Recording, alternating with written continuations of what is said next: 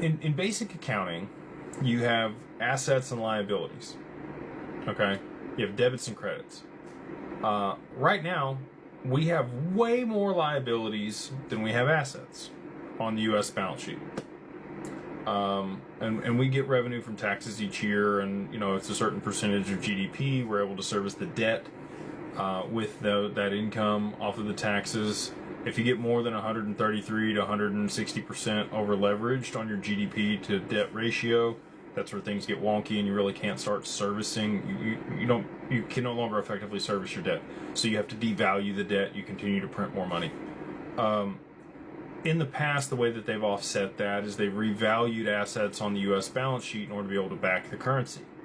So if you look back to 1933, when they took everybody's gold for $20 and they revalued it to $35 on the U.S. balance sheet, and eventually up to $42, which is where it sits.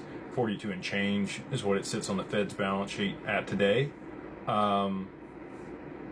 That's what they're going to do with the XRP. They don't need to sell it to pay off the debt or satisfy the debt. They just need it to be repriced on their balance sheet to be able to offset the assets versus the liabilities.